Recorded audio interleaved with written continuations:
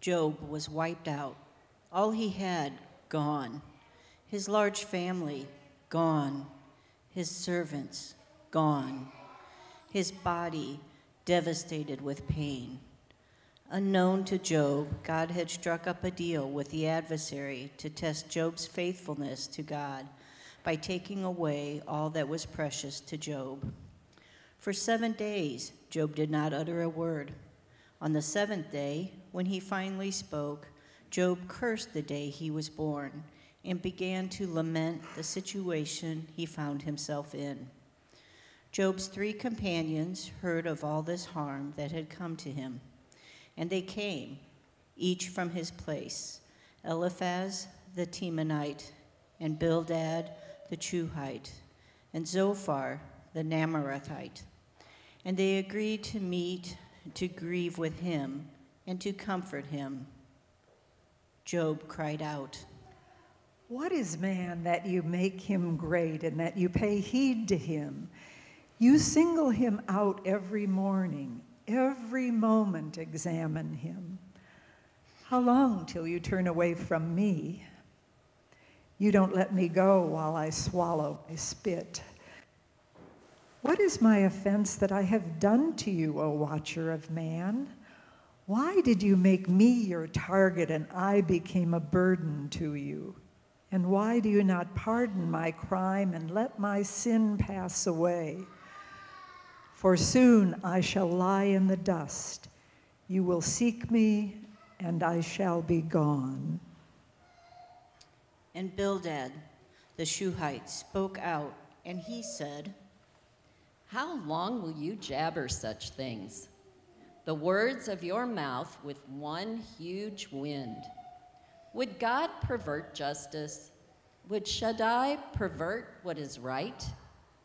If your children offended God, God dispatched them because of their crime.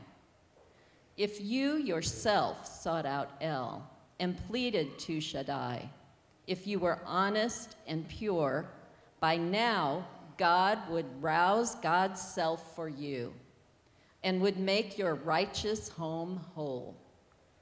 And Zophar the Naamathite spoke out, and he said, "For the wicked men's gladness is fleeting, and the tainted man's joy but a moment. For he crushed, he forsook the poor. He stole a house that he did not build. For he will not know quiet in his belly. With this treasure he will not escape. The heavens lay bare his crime, and earth will rise up against him. A torrent will take down his house, pouring out on the day of God's wrath. This is the wicked man's share from God, the inheritance God has willed him." And Eliphaz the Temanite spoke up, and he said, "Will a man avail with God? Will the discerning avail with him? Does Shaddai desire that you be in the right, or profit if your ways are blameless? Is it for your reverence that he reproves you, comes to judgment against you? Why, your evil is great, and there is no end to your crimes. For you take pawn from your brother for naught, and strip the naked of their clothes. No water do you give to the famished, and from the hungry you hold back bread. And the strong-armed possesses the land, and the privileged dwells upon it. Widows you send off empty-handed, and the arms of the orphans are crushed. And so there are traps all around you. Sudden fear will strike you with terror, or darkness where you cannot see, and a spate of water will cover you." And Job spoke up, and he said, "For God knows the way with me, tests me. I come out as gold. To God's steps my foot held fast. God's way I kept, and I did not swerve. From God's lips' command I did not turn. In my bosom I stored God's mouth's dictates. Yet God wants but one thing, and who can divert God? What God desires, God will do."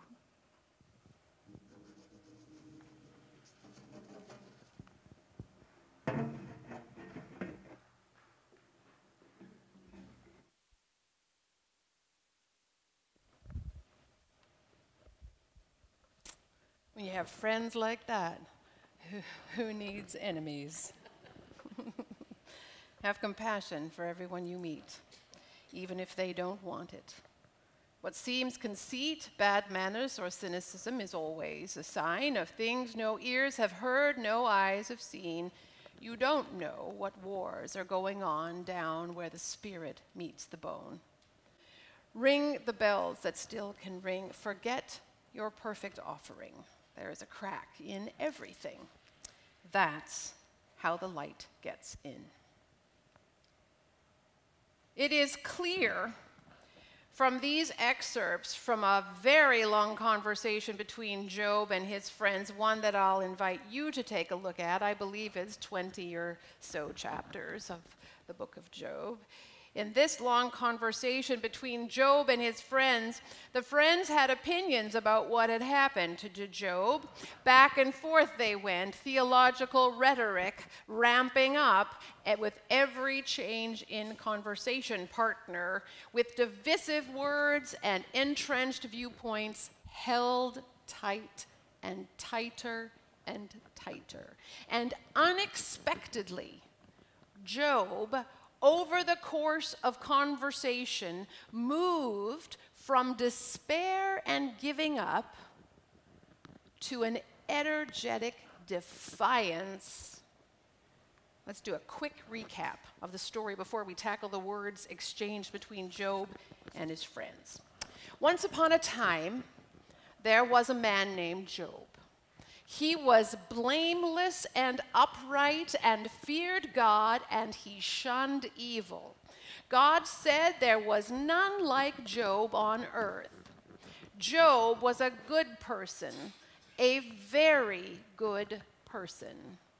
The adversary, the prosecuting attorney for God, suggested to God that perhaps Job was so good because God gave Job everything and protected Job.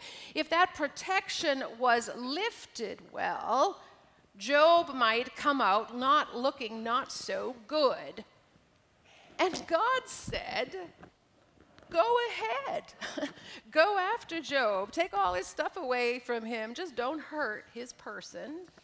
The adversary did. All Job's possessions, everything he owned, and all his servants were either destroyed or stolen. His children, 7 sons and 3 daughters, were killed. And Job, when he heard this news that all his possessions and workforce and children were destroyed, Job tore his garment and shaved his head and fell to the earth and bowed down and said nothing bad about God. The adversary went back to God, still not convinced by Job's goodness. Same conversation, except this time God blamed the adversary for inciting God against Job for no reason. The adversary told God that Job needed more skin in the game. God said, go ahead, but don't kill him. The adversary left, and the next thing we know, Job had painful sores covering his whole body. Through all the heartache and pain, we are told, Job did not offend God with his lips. Job remained silent for 7 days, sat there in a heap of ashes. His friends came and remained silent with him. Then on the 7th day, Job spoke, cursing the day he was born and lamenting his situation. That brings us to the dialogue we've heard today. Though we've been witness to only snippets of the conversation, I think those excerpts give us an idea of the exchange between Job and his friends. And like I said, with friends like that, who needs enemies? Job was in despair, and he was unwilling to remain silent in his situation. Just verses before the ones we've heard this morning, Job said, "As for me, I will not restrain my mouth. I would lament with my spirit in straits. I would speak when my being is bitter." And he took Psalm 8 and used it to question God and to tell God to go away. Remember Psalm 8? What are human beings that you are mindful of them? mortals, that you care for them. Yet you have made them a little lower than God and crowned them with glory and honor. You have given them dominion over the works of your hands. You have put all things under their feet. Listen how Job turned it around. What is man that you make him great, and that you pay heed to him? You single him out every morning, every moment. Examine him. How long till you turn away from me? You don't let me go while I swallow my spit. What is my offense that I have done to you, O watcher of man? Why did you make me your target, and I became a burden to you? Job, with no little bit of defiance, I hope you can hear that, told God to get lost. And yet, Job still spoke to God. Job, in earnest, asked God what he had done to deserve his painful life circumstance. Job continued to reach out, held on to his faith in God, hoped for an answer from God, even when it must have felt like God was not listening. You know, we have not heard at all from God since the very beginning. Psalm 8 tells us that God created humankind to care for the earth. Job, however, had a different take. God created human beings to watch, examine, and target them. A very different interpretation, not only of God's actions in the world, but of the purpose of humankind in the world. And it is here the friends, if that's what you want to call them, stepped in and offered their theological interpretation of Job's awful circumstance. The conversation that unfolded is filled with rhetorical questions that seem to have only one answer, and that is, Job must have done something wrong. For God, you see, in their understanding, God was a God of justice and righteousness. If only Job admitted to what he had done, God would forgive and make Job's home whole once again. There was only one problem with that. Job didn't know what he had done. The friends began to lose patience with Job and started listing things that happened to wicked people when they did wrong. Though his words were not shared this morning, Job's responses became more and more adamant and energetic. Job could not figure out what he had done wrong and began to question God's intent and actions. Near the end of the discourse, Eliphaz, or Summer, again utters rhetorical questions. Will a man avail with God? Will the discerning avail with him? Or in other words, can a human being be of use to God? Can a wise person be of use to God? Does Shaddai desire that you be in the right, or profit if your ways are blameless? Or in other words, is it important to God that you be in the right? Is there any gain to God if you do no wrong? Is it for your preference that he reproves you, comes to judgment against you? Or in other words, is it because of your deep respect for God that God reprimands you and punishes you? The answers to all these questions, at least in Eliphaz's eyes, were no. Job's responses suggested if Job were to answer, then the answer to all the questions would have been yes. Yes, human beings can be of use to God. Yes, God gains if human beings do the right thing. Yes, it appears that God is punishing me, even though I have not done anything wrong. Eliphaz, not knowing what Job might have done to so anger God, but sure he did something, went on to invent Job's wrongdoing. Why, your evil is great. And there's no end to your crimes. Let me make them up for you right now. For you take pawn from your brother for naught and strip the naked of their clothes. No water do you give to the famished, and from the hungry you hold back bread. And the strong arm possesses the land. The privileged dwells upon it. Widows you send off empty-handed, and the arms of the orphans are crushed. Ho, ho, ho. Or in other words, you've taken clothes away from people so they are naked. You've withheld food and water from people who are hungry and thirsty. You've manipulated the economic system so that you have all the land. You've oppressed the widow and the orphan. And for that, Eliphaz declared Job would be destroyed. Does that remind you of anything at all in our world today? I don't know.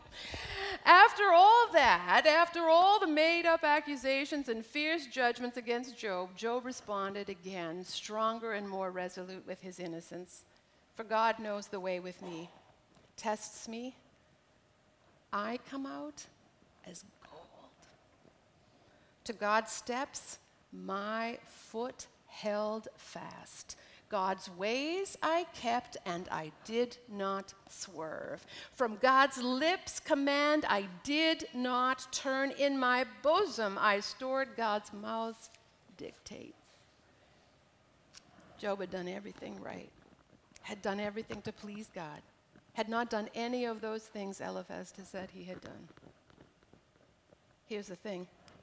We know Job didn't do anything wrong. We were there when everything was orchestrated by God and the adversary. We know it was by God's invitation that the adversary, God's prosecuting attorney, went after Job to test him and see if he would remain faithful to God. We know the friends are wrong. Their moral certitude and invented offenses way off base. Job's friends clung to a theological doctrine of retribution. First encountered, if you recall, in the second creation story when the forbidden fruit in the garden was eaten and the occupants, as punishment for their actions, were evicted from paradise. And from that moment on, the world changed. We all know the story, have in fact clung to it, just like Job's friends did. If bad things happen to people, this theology posits, they must have done something to offend God and are being punished for it. How many times do we wonder what someone has done to cause pain and sorrow to visit them? We've seen this theology play out over and over again. Why Katrina in New Orleans? Why the floods in Houston? Why COVID? Why did my loved one die in an accident? Why did one of my friends with cancer die and the other one recovered? Why am I in this terrible situation? What have I done to deserve this? And if we don't have an answer, we make something up, like Job's friends did, clinging to our understanding that our all-powerful God would not cause destruction and pain for no reason. Who of us here has not tried to make sense of tragedy and inexplicable suffering by diminishing our theology, as Samuel Ballantyne says, to one-dimensional affirmations that allow us to go on believing in God's goodness even when we cannot fully explain the reason why? We dare not question God or disagree with God or challenge God. Instead, we utter platitudes about God that do little to comfort and more often increase pain and suffering. That's what Job's friends did. And if someone does question, disagree, or challenge God, as Job did, openly and often, we distance ourselves with disdain and judgment, frightened God's wrath will fall on us too. This is where we sit today in the story. God remains silent. The friends sit in judgment. Job, and have made stuff up, right? Let's not forget that. They've made stuff up about Job. Job makes a move from what have I done to claiming he is innocent of any wrongdoing. We're seeing a shift, and we, like Job, continue to speak to God, reaching out, hoping for a reply, even when it feels like perhaps God is not listening. And we cling to that hope that God is. No answers yet, only questions. Oh, great God, who are you? O great God, where are you? O great God, show yourself to us in this place at this time. We are listening for you. Maybe next week.